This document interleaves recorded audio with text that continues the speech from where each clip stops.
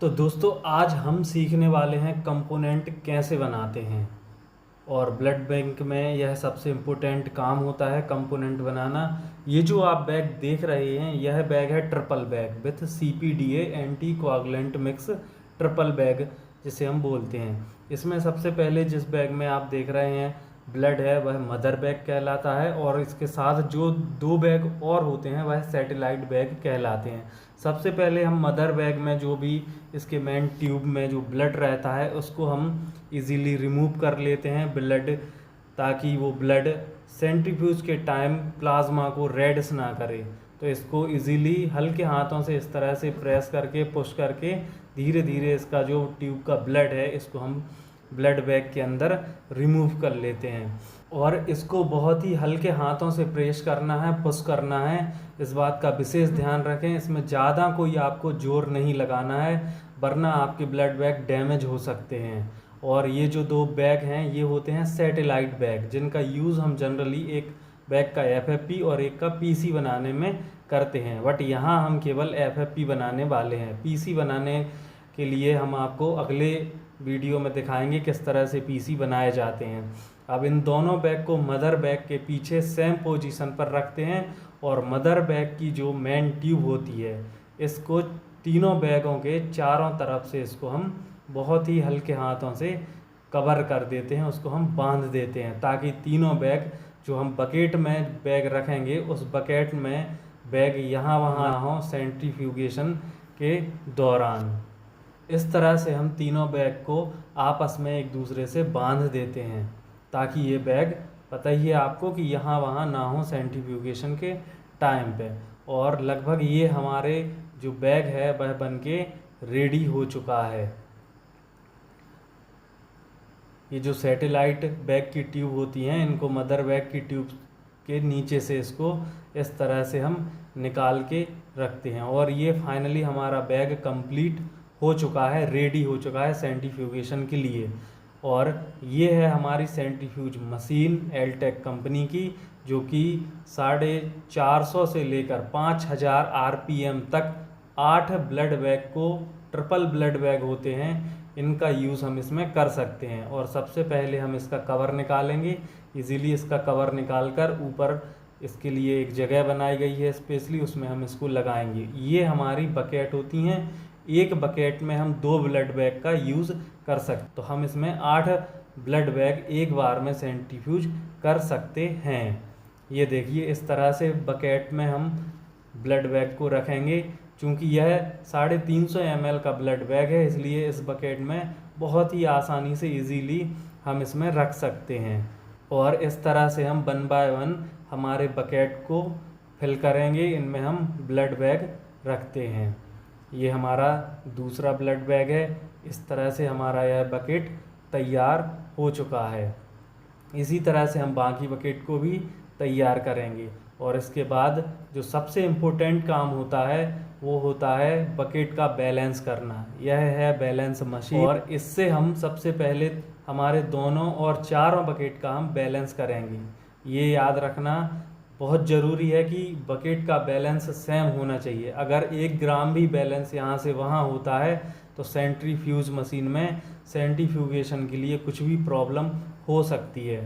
जैसा कि normal centrifuge machine में अगर हम बैलेंस सही से नहीं करते हैं तो उसमें भी मशीन यहाँ से वहाँ हिलती है, मूव करने लगती है। वही सेम कंडीशन इस सेंट्रीफ्यूज मशीन में होती है। तो इस तरह से हम इसको अभी देखेंगे कि ये जो राइट साइड में जो बकेट है उसका वज़न ज़्यादा है, तो हम इस बैलेंस से, ये छोटे छोटे बैलेंस हैं जो कि 1 ग्राम 2 ग्राम 5 ग्राम 10 ग्राम तक के होते हैं, इस तरह से हम बकेट का बैलेंस सेम करते हैं। और इन छोटे बैलेंस के लिए भी हम आसानी से जो ब्लड बैग हैं उनके साथ में हम पीछे साइड रख देते हैं, ताकि वो सेंट्रीफ्यूज के टाइम पे बाहर ना आए। और ये देखिए दोनों ही ब्लड बैग सेम हैं, और जैसे ही सेम होते हैं मशीन, जो बैलेंस मशीन है, एक बीप करने लगती है। और इसके बाद हम सबसे पहले रखेंगे बकेट को सेंट्रीफ्यूज मशीन में। अब हमें ये देखना भी ज़रूरी रहता है कि जो ब्लड बैग का स्टिकर वाली साइड है उसको हम बाहर साइड रखेंगे, अपनी साइड रखते हैं। इसी प्रकार से सेम कंडीशन में हम दोनों बकेट को रखेंगे और इसके बाद हम बकेट का जो कवर है उसको निकालेंगे। और इस कवर को भी बंद करने का एक बहुत ही अच्छा तरीका है, जो इसमें एक एरो दिया गया है, यह एरो कवर में है और वहीं एक मशीन में एक जो स्क्रू दिया गया है। इन दोनों को मैच करना बहुत ज़रूरी है। अगर यह मैच नहीं होते हैं तो इसका मतलब यह है कि आपका जो कवर है वह ठीक से क्लोज नहीं हुआ है।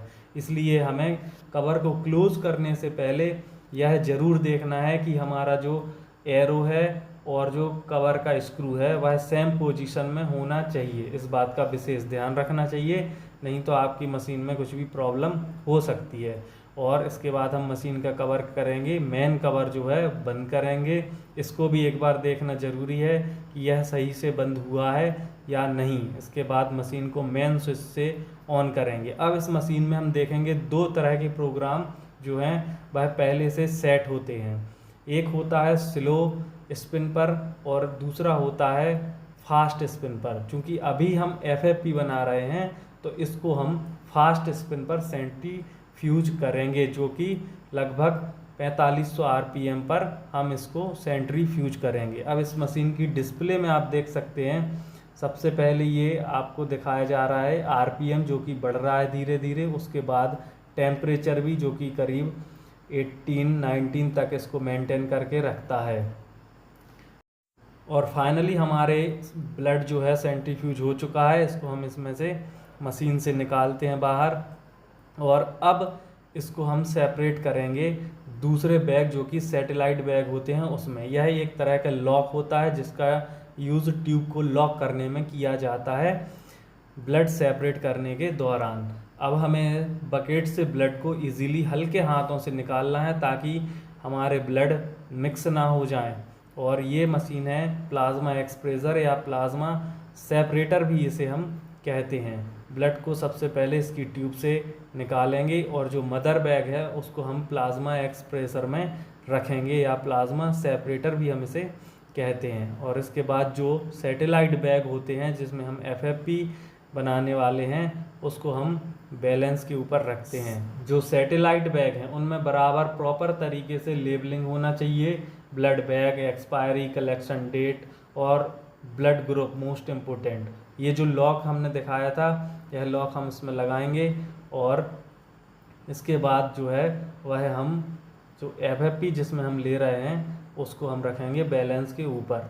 और मदर बैग में एक लॉक होता है जिसे बे ऑफ लॉक कहा जाता है।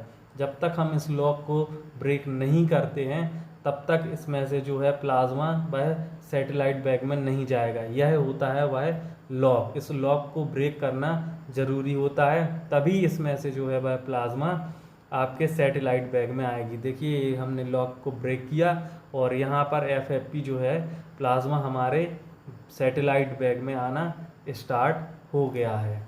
इसी तरह से हम सभी बैग्स का 1 बाय 1 जो है वह FFP सेपरेट करेंगे, प्लाज्मा इसमें से हम निकालेंगे। ये आप देख सकते हैं कि जैसे जैसे प्लाज्मा आता जा रहा है वैसे वैसे इसका बैलेंस भी बढ़ता जा रहा है।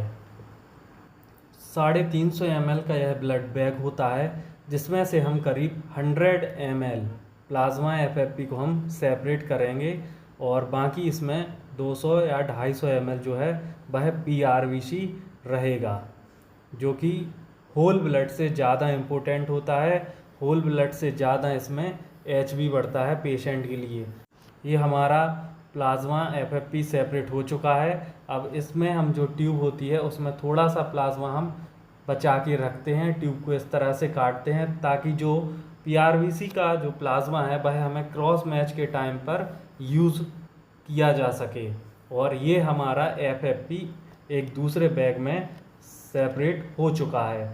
और अब हम इसको मदर बैग में जो PRVC है इसको हम थोड़े अच्छे तरीके से मिक्स करेंगे। इसमें अभी आपको देख रहा होगा डिफरेंट टाइप के कलर। इसको सबसे पहले हम मिक्स करेंगे। मिक्स करने के बाद यह हमारा PRVC बनकर तैयार है। और वहीं दूसरी साइड जो सैटेलाइट बैग हैं उनमें FFP प्लाज्मा भी रेडी हो चुका है। इसके बाद हम आपको अगले वीडियो में दिखाएंगे किस तरह से FFP के बाद हम PC बनाते हैं, प्लेटलेट कंसंट्रेशन होता है, जिसका यूज़ थ्रोम्बोसाइटोपिनिया में किया जाता है और भी जो प्लेटलेट डेफिशिएंसी होती हैं पेशेंट में उनमें किया जाता है। आज के वीडियो में इतना ही। कल फिर होगी मुलाकात एक और नए इंटरेस्टिंग वीडियो के साथ। Thank you.